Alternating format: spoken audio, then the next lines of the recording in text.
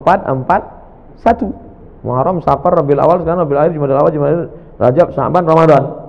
Apakah itu akan terjadi seperti yang ada di hadis itu? Rabbana ya Rabbana, Rabbana ya Rabbana, Rabbana ya Rabbana, Rabbana ya Rabbana, Rabbana ya Rabbana.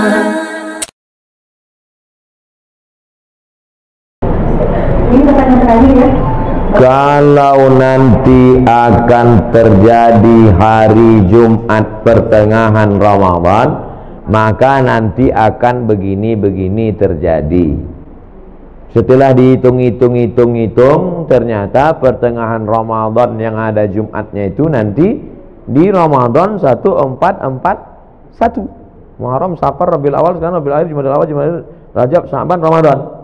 Apakah itu akan terjadi seperti yang ada di hadis itu? Wallahu a'lam bishawab. Mana kita tahu, dia belum terjadi. Tapi kita bersiap-siap perlu. Andai terjadi, kita sudah siap. Andai tak terjadi, berarti hadisnya tak sahih, bukan nabinya bohong. Jadi kami siap-siap lah nih Pak Ustaz. Siap-siap lah. Rabiul Awal sekarang tanggal 24, 25. Rabiul Akhir, Jumadil Awal, Jumadil Akhir, Rajab, Sya'ban, 5 bulan lagi. Siap-siapkanlah. Bahwa terjadi, kita sudah siap. Bahwa tak terjadi, berarti hadisnya palsu. Bukan berarti Nabi Muhammad pembohong. Karena kan tak ada bukti real nyata, ada rekaman rupanya Nabi ngomong qala Rasulullah SAW. Oleh sebab itu, jangan nanti ketika tak terjadi, ini hadis ini bohong aja ini. Bukan Nabi berbohong, hadis itu tak sahih. Nah, ini tentang masalah kalau nanti terjadi model prediksi-prediksi yang begitu. Kalau ibu bapak ibu baca nanti atau dengar ceramah yang modelnya prediksi, perkiraan, disampaikan oleh orang nanti akan begini, akan begini. Nah, kalau sumbernya benar, siap-siap. Apa salahnya siap-siap? Tapi andai tidak terjadi pun, kita sudah siap. Jelas? Wallahu a'lam. Kalau ada pertanyaan, silakan. Bapak,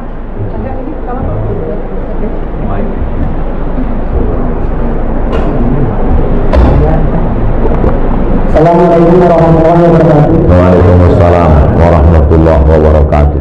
Bagaimana hukumnya jika kita takziah sedangkan almarhum itu orang lain? Apakah soleh sampai kepada almarhum? Waalaikumsalam warahmatullahi wabarakatuh.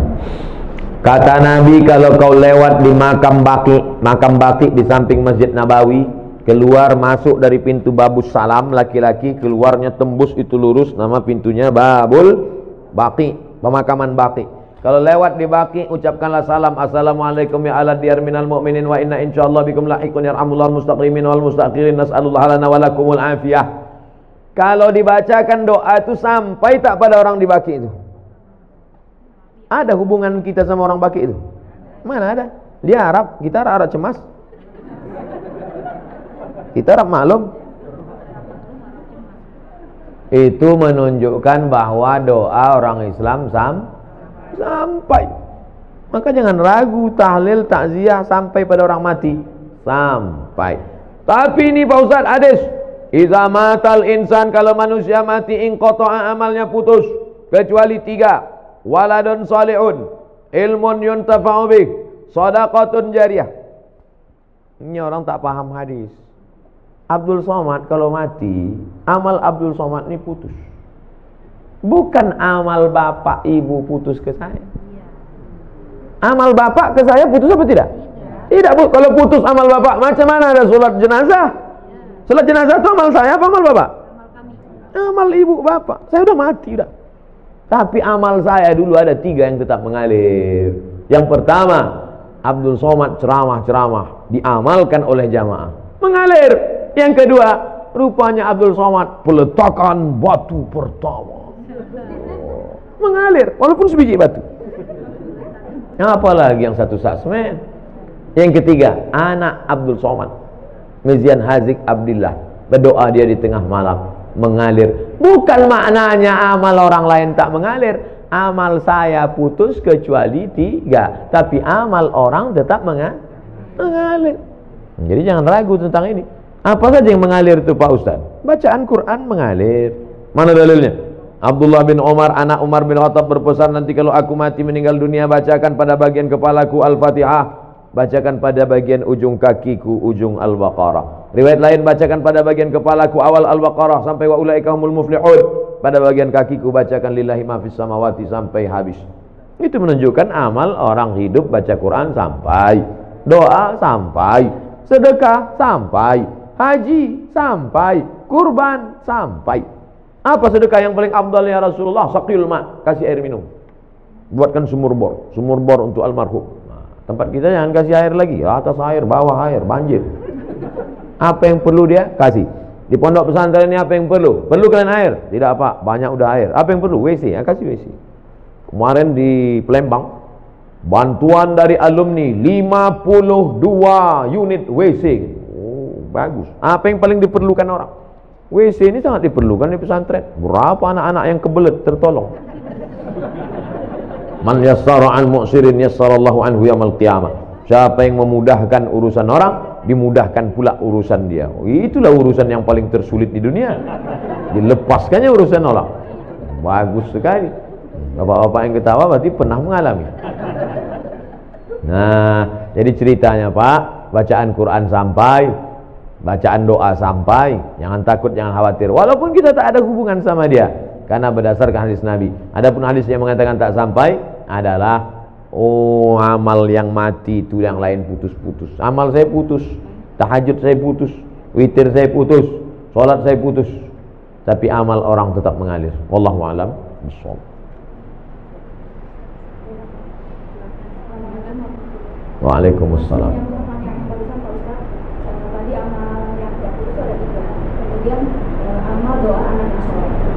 Apakah itu masih anak yang kandung atau doa anak yang laki yang ibu kalau mendoakan saya sampai tak doa ibu saya?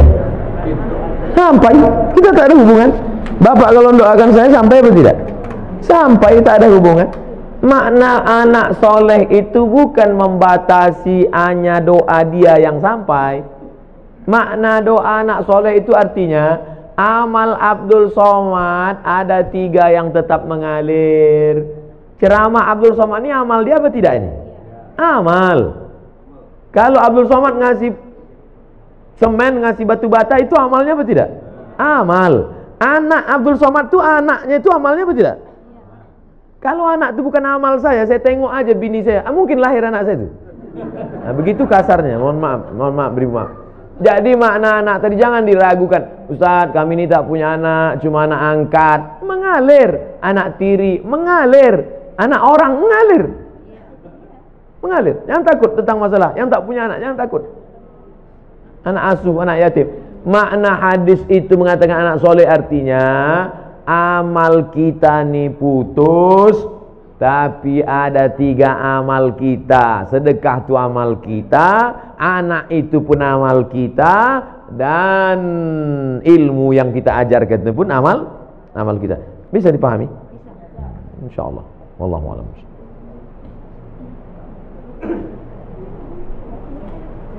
Assalamualaikum warahmatullahi wabarakatuh. Waalaikumsalam.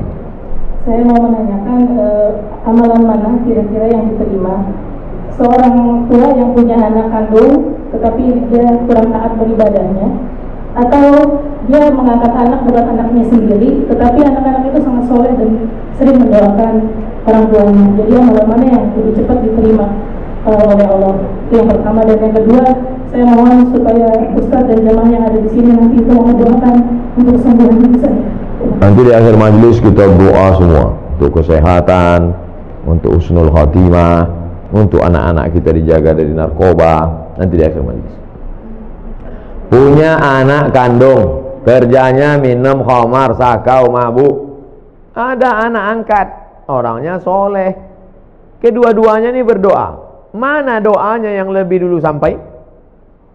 Illalladzina amanu wa amilus shalihat. Semua manusia ini rugi kecuali orang beriman dan beramal soleh. Yang ditengok bukan anak kandung, anak tiri, anak angkat, tetangga, kawan, jiran, sahabat. Yang ditengok adalah soleh. Makanya Rabbi habli minas solehin. Jangan takut tidak punya anak, tak ada yang mendoakan. Jangan takut bahwa kita tidak punya anak, tapi kita didik anak-anak kita jadi soleh, baik, bagus, memang itu perintah agama. Tapi terlalu khawatir tak punya anak, jangan takut. Nah, oleh sebab itu maka doa sampai, doa kawan sampai. Itu makanya kita suruh dekat-dekat dengan orang-orang soleh, berjamaah. Meninggal kita, saya insya Allah kalau mati jamaah nih selama ini banyak mendoakan. Tak ada pun doa dari tetangga, sahabat, kerabat, doa dari jamaah banyak doakan. Yang penting hablum minan nasnya baik, hablum minallah baik.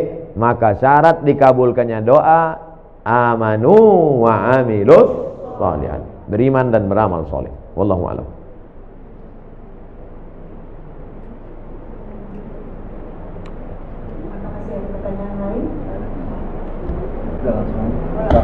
Assalamualaikum Pak Ustaz. Waalaikumsalam. Tanya Pak Ustaz, kalau misalnya kita kan nabung di bank konvensional, itu kan ada bunga, berbunga. Nah bunganya itu kan boleh nggak gitu diamalkan ke mana gitu? Itu hukumnya gimana tuh Pak Ustaz? Juga yang menerimanya bagaimana gitu? Bapak Ibu yang ada tabungan di bank konvensional, besok waalaikumsalam warahmatullahi wabarakatuh. Bapak Ibu yang ada tabungan di bank konvensional, kalau betul Bapak Ibu mendengar pengajian saya ini, besok pagi alihkan ke bank syariah. Siap? Saya ulang sekali lagi. Bapak Ibu yang di bank konvensional, besok pagi alihkan ke bank syariah. Siap? Nah, ya anda mati. Siap. Saya gaji ditransfer ke BRI Syariah. Walaupun BRI Syariah menolak saya ceramah, tak apa-apa. Tetap di mana saya, tabunglah ke BRI Syariah. Saya di BRI Syariah. Anda tabunglah ke BRI Syariah. Walaupun BRI Syariah menolak saya ceramah, tak apa-apa. Saya tahu kalian takut ngundang kan? Tak apa-apa. BNI Syariah, Ustaz Somad, kami buatkan Ustaz kartu.